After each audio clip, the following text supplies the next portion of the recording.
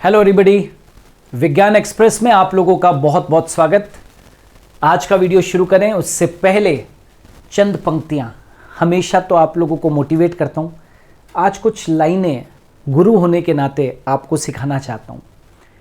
उड़ने में बुराई नहीं है, सब लोग उड़ते हैं, है ना। उड़ने में कोई बुराई नहीं है, उड़ने में बुराई नहीं है, आप भी डेफिनेटली उड़ें, लेकिन उतना ही जहाँ से ज़मीन साफ दिखाई दे।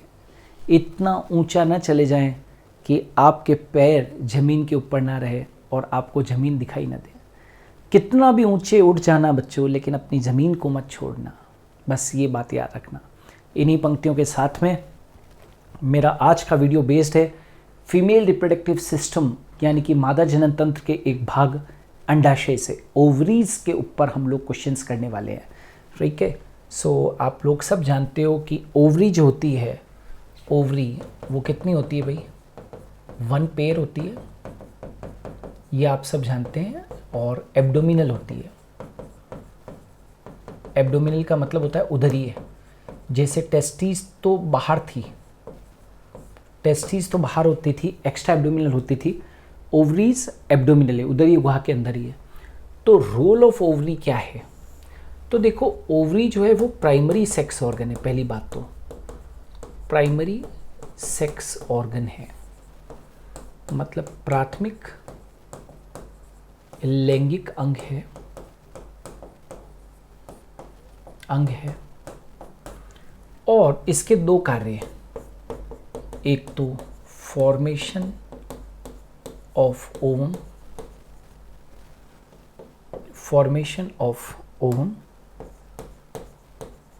अंडाणु का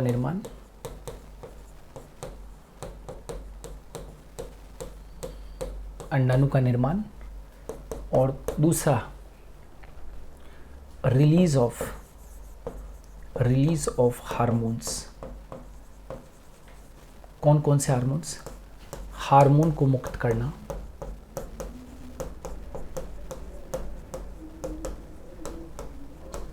कौन कौन से हार्मोन्स भाई?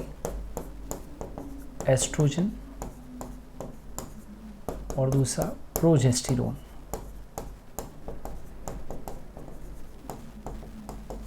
एस्ट्रोजन और प्रोजेस्टेरोन, ये 2 इंपॉर्टेंट कार्य किसके भाई? ओवरी के। अब शेप ऑफ ओवरी कैसा है? ओवोइड, यानी कि ओवल शेप्ड, है ना, या आप उसको क्या कह सकते हो, एलिमेंट शेप्ड। एलिमेंट का कैसा शेप्ड होता है? बादाम के आकार की।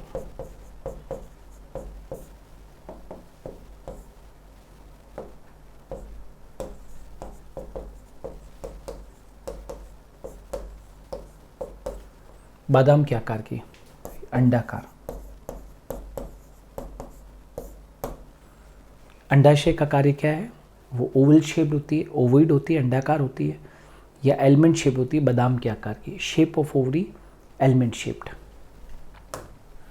Next, epithelium surrounding ovary is called. मान लीजिए ये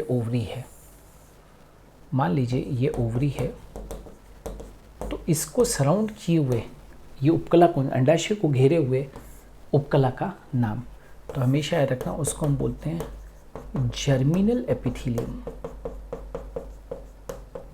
एपिथेलियम, यानी कि जनन उपकला। जर्मिनल एपिथेलियम, जनन उपकला। अंडाशय को घेरे हुए उपकला किन कोशिकाओं की बनी होती है? The epithelium surrounding ovary is made up of its cells. मतलब आपने अब ये तो देख लिया कि ओवरी के चारों तरफ जर्मिनल एपिथेलियम है, तो जर्मिनल एपिथेलियम किसकी बनी हुई है? किन कोशिकाओं की बनी हुई? तो घनाकार कोशिकाएं,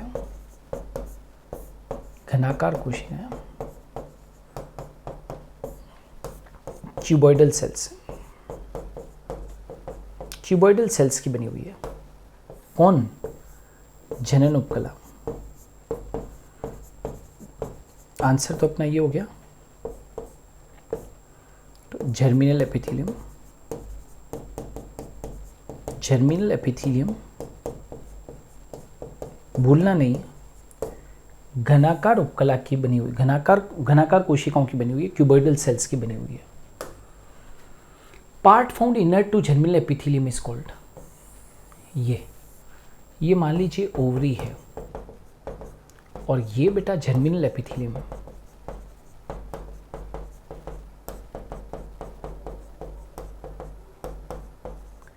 राइट, तो जनन उपकला के भीतर ये क्या है, ये जनन उपकला है ना, तो जनन उपकला के भीतर की ओर पाए जाने वाले भाग को क्या कहते हैं, ओवरी के अंदर, याद रखना ओवरी के अंदर जनरल एपिथेलियम मतलब जनन उपकला जिस भाग को घेरे रहता है उसके भीतर के भाग को क्या बोलते हैं, तो स्ट्रोमा। ये जो पूरा अंदर का जो भाग है वो क्या है, स्ट्रोमा। स्ट्रोमा क्या है, एक प्रकार का संयोजी उत्तक है, कनेक्टिव टिश्यू है।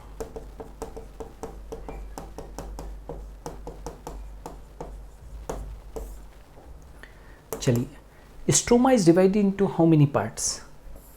ये जो स्ट्रोमा है ये किसके कितने पार्ट्स में डिवाइडेड होता है, तो याद रखो दो पार्ट्स में, कॉर्टेक्स और मेडुला, यानी कि वल्कुट और मध्यांश। ये तो आउटर पार्ट होता है और ये जो है वो क्या है, इनर पार्ट है। तो स्ट्रोमा दो पार्ट्स में डिवाइडेड है बेटा, इस तरीके से। ये वाला जो बाहर का पार्ट है ये है कॉर्टेक्स और ये अंदर का पार्ट है ये कौन सा है, मेडुला, वल्कुट और मध्यांश।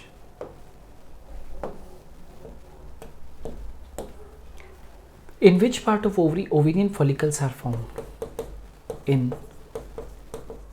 cortex part, मतलब वल्कुट भाग में।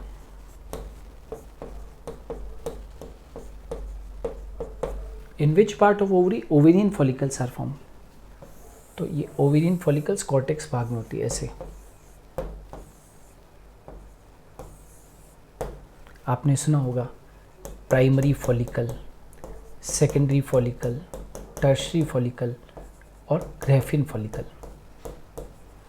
क्या कहा मैंने, primary follicle, secondary follicle, tertiary follicle, Graafian follicle. समझ में आ रहा है, प्राथमिक पुट्टिका, द्वितीयक पुट्टिका, तृतीयक पुट्टिका और ग्राफिन पुट्टिका। मैच्योर फॉलिकल को क्या कहते हैं, ये वाली, तो मैच्योर फॉलिकल को, परिपक्व पुट्टिका को बेटा बोलते हैं ग्राफिन फॉलिकल। ग्राफिन फॉलिकल, ये ग्राफिन फॉलिकल डी ग्राफ ने इसकी खोज की थी, इसकी खोज डी ग्राफ ने की थी, इसलिए इसको ग्राफिन फॉलिकल कहते हैं। हिंदी में भी लिख देता हूँ, ग्राफिन पुट्टिका, ग्राफिन पुट्टिका, ठीक है। From which place blood vessels and nerves enter in ovary, किस स्थान से अंडाशय में रक्त वाहिनियां और तंत्रिकाएं प्रवेश करती है, तो उसका नाम है हाइलस। जैसे ये देखिए, ये ओवरी है, तो ये वाला जो भाग है ये क्या है, हाइलस है। जहाँ से आप देख सकते हो कि अंदर की तरफ ब्लड वेसल और नर्व्स एंटर करती है, ब्लड वेसल्स और नर्व्स एंटर करती है, ठीक है बेटा। और role of estrogen hormone controls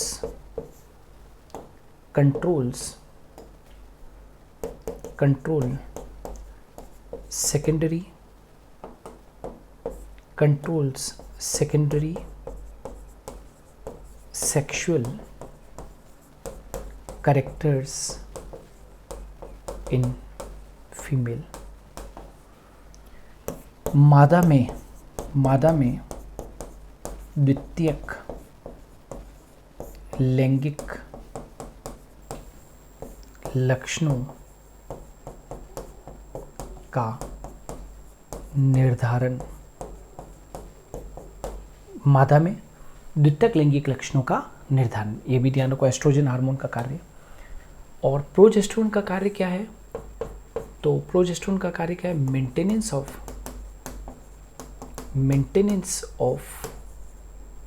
endometrium,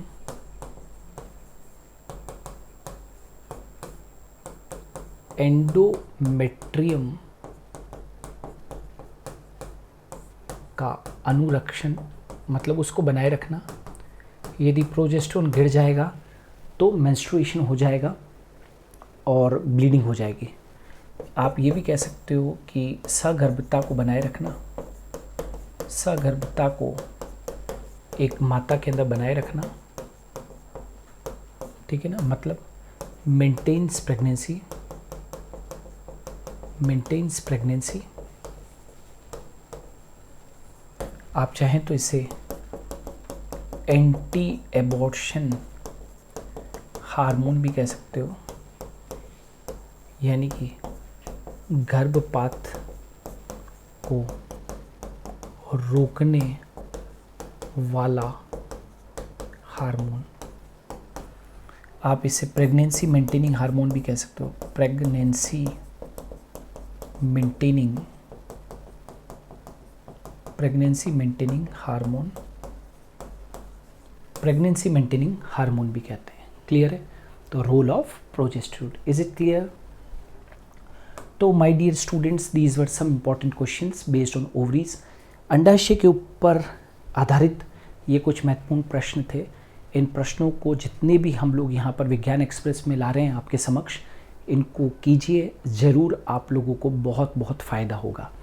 हाँ, जितने भी जो नए व्यूअर्स हैं चैनल के ऊपर, उन लोगों के लिए एक इम्पॉर्टेंट इन्फॉर्मेशन, यदि आप चाहते हैं कि जो भी कुछ हम यहाँ पर पढ़ा रहे हैं उसके PDFs आपको अवेलेबल हो जाए ताकि आप लोग उनसे अच्छे से नोट्स बना सकें, तो आपको गूगल प्ले स्टोर पर जाकर super Guru the learning app को डाउनलोड करना पड़ेगा। जब आप super Guru the learning app को डाउनलोड कर लेंगे तो वहाँ पर आपको एक लेफ़्ट हैंड साइड के अंदर ऐसे 3 बार्स दिखाई देंगे, वो मेनू सेक्शन है, उसके ऊपर जब आप क्लिक करोगे तो स्टडी मटेरियल का सेक्शन दिखाई देगा। स्टडी मटेरियल के सेक्शन को क्लिक करोगे तो विज्ञान एक्सप्रेस का फोल्डर नज़र आएगा। विज्ञान एक्सप्रेस का फोल्डर से आप सारे के सारे PDFs को डाउनलोड कर सकते हो। सो डियर स्टूडेंट्स, ये था आज का वीडियो। हम विज्ञान एक्सप्रेस में फिर कल हाजिर होंगे ठीक 11 बजे। तब तक के लिए इंतज़ार कीजिए।